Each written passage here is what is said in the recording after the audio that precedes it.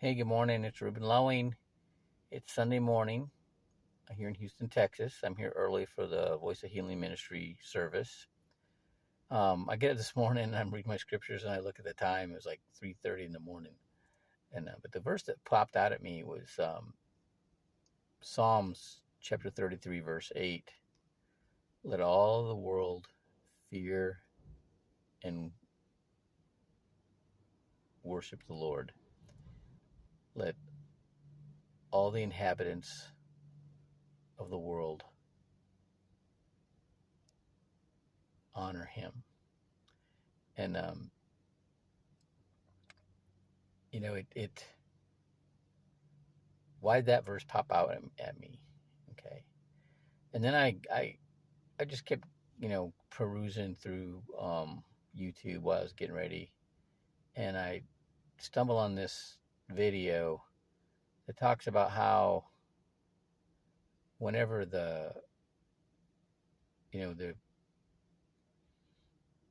Bible was translated, um, it would there would be a great upheaval, right? Um, the uh, the Roman Catholics all wanted it to be um, translated into um, Latin, okay? And then when King Henry VIII um, was having his issues with the Pope about divorcing his wife, um, he translated it to English. Big deal, right? And then there were others that, then King James translated it, his version. And there's a lot of things that were um, added on, and the whole story of the woman of they're saying that the story with the adulterous woman was all added on. It was added on. A page got missing, and then they just made that up. Okay, so I never heard that before, right?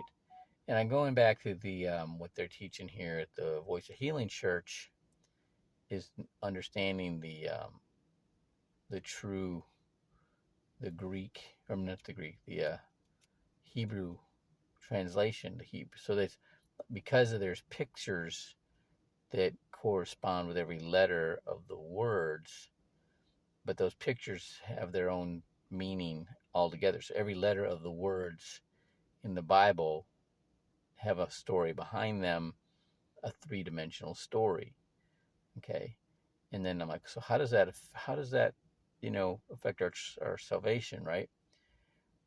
Well, like the second time I came to this church, the apostles saying, okay, here's turn the cameras off, right?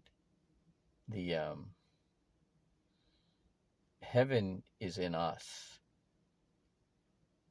and we had to have less of us, less of our ego, less of our selfish desires, and more of God, more of the Holy Spirit. And how do you get that? Through reading and studying and the correct words, the correct meaning, correct translation of the Bible. Okay. And then he said the angels in Revelations, they're they're us. Okay. They're not coming down from the sky. Clouds mean your mind. Okay, mountains mean your mind. Okay. When you um so when there's less of us and more of God, we become those angels. And the battle we're fighting is teaching and spreading this right understanding, this right translation of the Bible. And that's and so I had picked up on this about a year before I ever heard about this ministry, that Heaven is here. Heaven's here on earth right now. It's just up to us to make it that way. Okay. Well, how do you do that? Okay.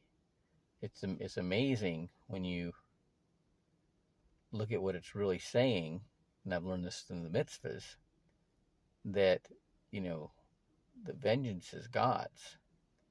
We're supposed to treat our enemies, you know, be gracious with them and feed them and when they're hungry and give them food when they're thirsty, you know, water when they're thirsty, you know, take care of our enemies, right?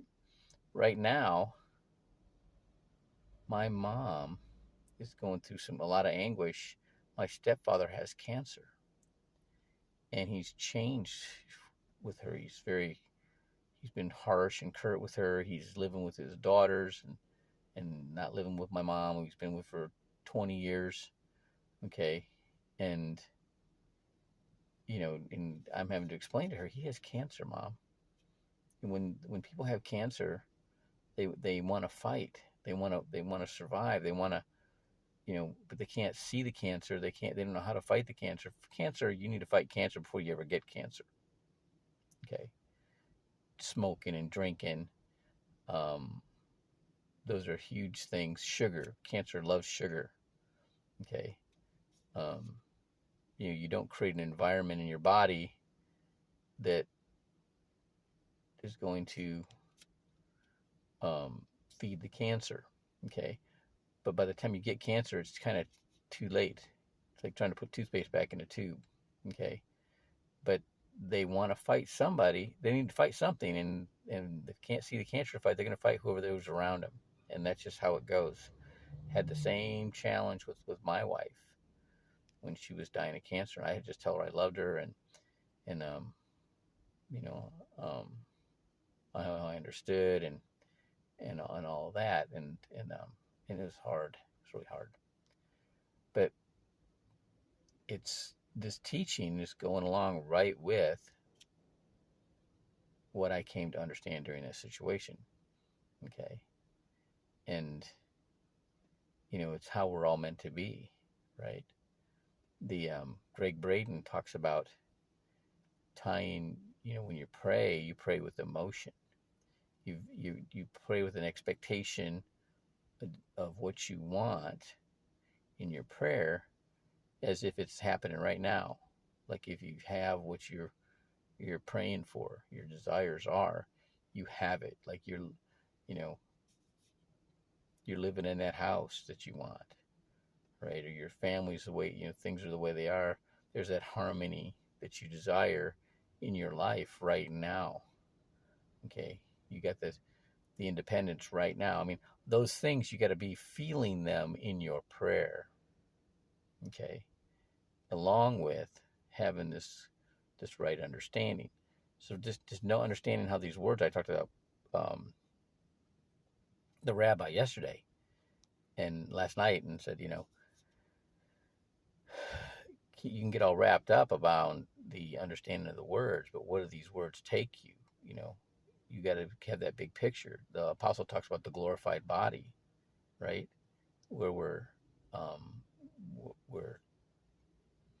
we don't get sick, you know, we don't have disease, we are healthy, and you know, we're strong, and we're, you know, we don't die. That's the glorified body. Okay. And that's a good image, a picture of yourself. How would it be if you were as strong and as healthy as you could be or wanted to be? What would that be like? Right. That's something else, isn't it? You know what? This is something. I'm kind of there. I mean, I'm not almost there. I'm almost to the, you know, could run a little faster, could get a little more, you know, a little more abs showing, right? But other than that, I got it. I'm kind of excited about that, right? And then the same thing with your finances. Okay, when you got your finances the way, you know, you're not worried about it, you have more than enough, then you got to worry about it. What are you thinking about? I know so many people that once they get to that point, then they can start focusing on their faith. Okay. And it's, it's getting that obstruction out of the way. All right. Have a great Sunday.